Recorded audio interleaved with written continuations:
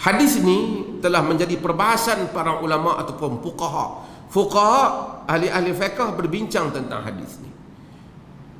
Mereka kata, apa hukum? Semua sepakat, siapa bercakap semasa salat maka batal salatnya. Sepakat. Tapi macam mana kalau orang tu terlupa dan dia bercakap? Batal ataupun tidak salat? Berdasarkan hadis ni. Pasal apa yang mereka bincang bab ini dan mereka berselisih pendapat kerana tidak ada hadis yang jelas. Macam mana? Tak boleh sembahyang, tak boleh bercakap dalam solat. Okey, semua sepakat. Kalau mas Allahu Akbar, duduk sama member kita duduk sebelah. Hang pun lama tak nampak lah. Tak pergi pas sembahyang kita sembang. Tak boleh. Dua-dua batal. Ha? Tapi kalau kita tengah semayang, duduk semayang-semayang, isteri kita mai tanya, abang kunci kereta mana? Kita terlupa kita semayang atas meja, kita kata rakaat kedua. Lepas pada tu kita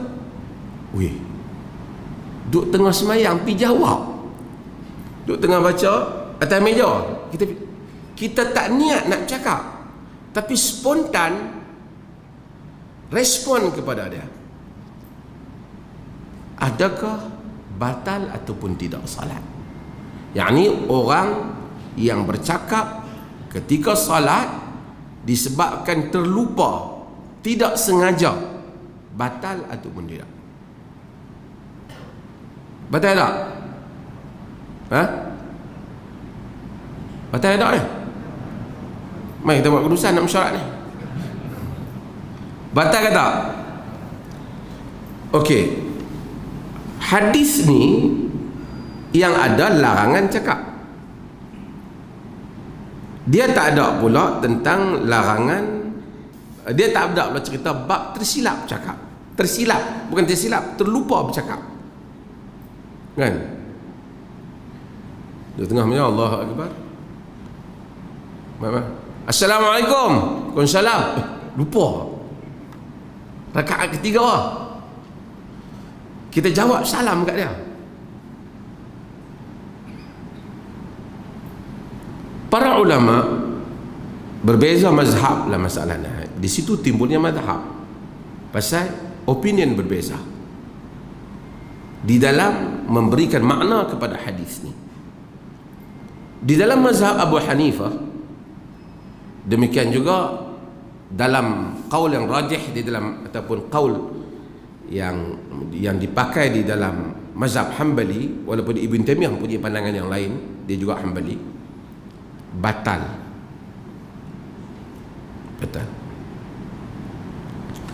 Dalam mazhab al-Imam Syafi'i rahimahullah, tidak batal jika tidak sengaja. Ibn Taimiyah rahimahullah berhujah, bukan Ibn Taimiyah saja, sebelum Ibn Taimiyah lagi, iaitu ulama-ulama yang kata tak batal ni. Ibn Taimiyah ni dah kemudian dah 700 tahun 728 Hijrah dia meninggal.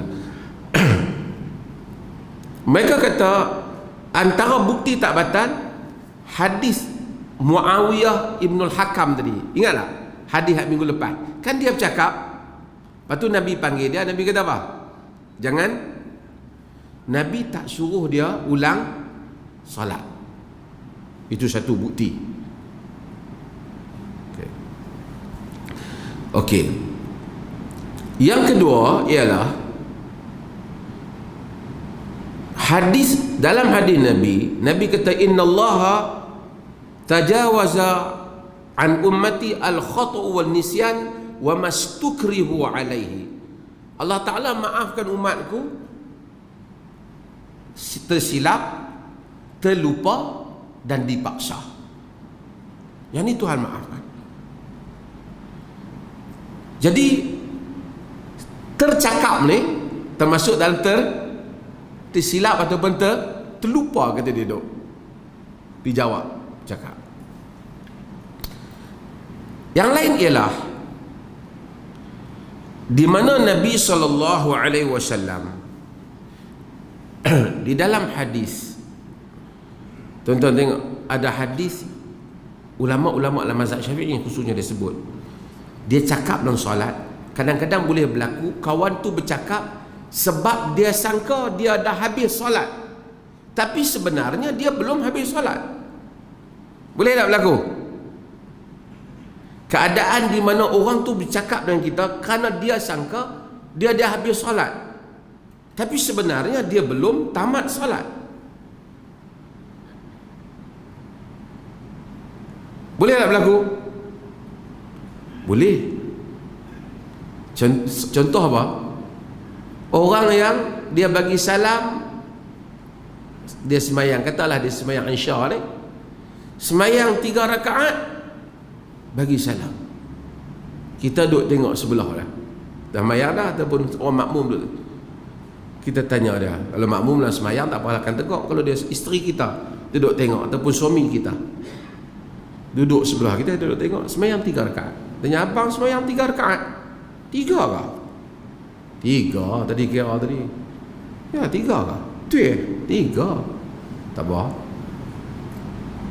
Dia bangkit, dia tambah lagi 1. Artinya dia bercakap kerana dia sangka dia sudah selesai solat. Batal tak solat dah? Batal tak? Tak batal. Alasannya ialah alasan di dalam hadis yang sahih yang diriwayatkan oleh Imam Al-Bukhari, hadis yang terkenal, iaitu hadis Zulyadain. Dalam hadis Zulyadain, Nabi SAW salat, lepas Nabi salat, seorang sahabat nama dia Zulyadain, dia kata, aku suratus salah am nasita ya Rasulullah, adakah sembahyang dipendekkan ataupun engkau terlupa wahai Rasulullah? Tuan-tuan, ini satu, sebelum saya, Nabi sembahyang, Nabi jadi imam, Nabi sembahyang tak cukup lagi 2 rakaat, Nabi sembahyang 2. Jadi Zulyadain tanya, adakah sembahyang dah dipendekkan ataupun engkau terlupa? Perkataan amnasita ya Rasulullah ataupun engkau terlupa wahai Rasulullah menunjukkan satu nilai di mana agama tak ajak satu sikap di mana kalau orang tu orang agama, you never question dia. Ni bukan orang agama, ni Nabi SAW. Kalau tidak kita, Nabi solat macam mana pun terima lah. Tapi sahabat tanya, Rasulullah, semayang dipendekkan ke atau Rasulullah lupa? Tak ada orang kata, ingat aku siapa? Aku Rasulullah nak lupa.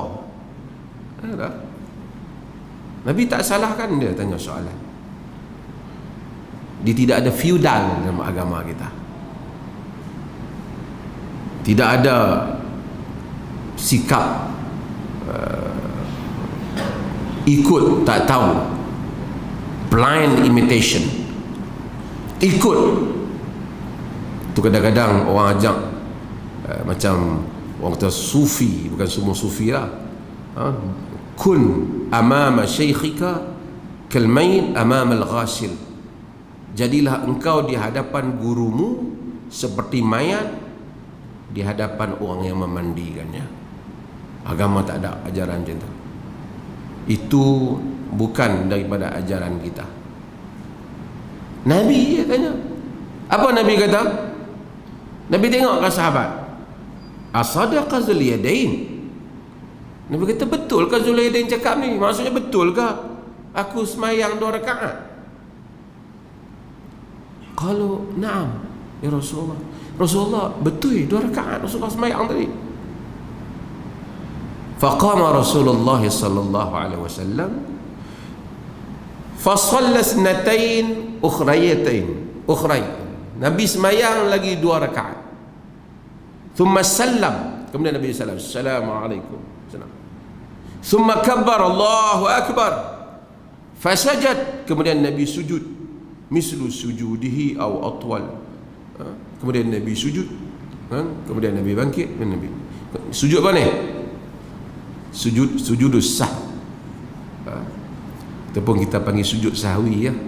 Sahwi itu pasal sahu, lupa. Dalam sebahagian buku dia kata sujud sahwi itu baca subhana man la yanamu wala yasu, tetapi tidak ada apa-apa riwayat yang sahih bahawasanya itu bacaan Nabi. Tak ada riwayat, yang dhaif pun tak ada. Jadi nak baca apa? Baca subhana rabbil azim, subhana rabbil a'la, ataupun baca subhana rabbil a'la, ataupun baca bacaan lain dan sujud. Tapi yang pentingnya ialah dalam hadis ni Nabi bercakap ke tak? Cakap. Nabi tanya. Jadi maksudnya kalau dalam tempoh yang demikian, yang masih lagi dalam kaitan maslahat solat, masih dan tempoh yang singkat, satu orang bagi salam, kemudian orang bagi tahu kat dia tak cukup jumlah rakaatnya, dia boleh tambah. Tapi kalau lepas bagi salam, lepas tu keluar pergi kena nasi kandang, lepas tu makan, lepas korang masuk duduk sangkan kan habis, tadi sebenarnya mayang 2 rakaat, tahu tak? Itu tak boleh dah lah, lama kan, walaupun ada kau, tapi ini terlalu lama putusnya. Cumanya hadis ni dijadikan argumen oleh mazhab yang menyatakan bahawasanya jika bercakap di dalam solat kerana terlupa, kerana tersilap, kerana tersalah sangka, seperti dia sangka dia telah tamat salatnya, tidak batal salat. Tidak batal salat. Maksudnya kalaulah kita duduk dalam rumah kita, orang duduk tengah semayang, Assalamualaikum, Waalaikumsalam, lupa duduk semayang, dijawab, tidak membatalkan salat. Tidak, berdasarkan hadis yang diriwayatkan di dalam bab ini. Maka salat, di dalam salat semua perkataan yang mana kita ungkapkan kepada orang lain yang boleh memberi makna, bercakap pada orang, kalam adami, bercakap pada Allah tak batal. Bercakap apa yang tidak ada kaitan dengan solat, batal. Batuk, batal solat tak? Terbatuk, batal solat tak? Tapi kalau batuk bagi amaran kat anak kita, tengok dia nak keluar, batal solat tak? Buat macam tu, duduk tengah solat, batal tak? Batal. Sebab kita berurusan dengan orang lain ketika solat. Walaupun sebahagian ulama bincang masalah 2 huruf atau berapa huruf, tapi yang pentingnya urusan. Kalau kita buat bunyi itu kerana nak memberi amaran ataupun satu tanda kepada orang luar daripada, maksudnya cakap pada pihak lain, ia membatalkan salat. Membatalkan salat.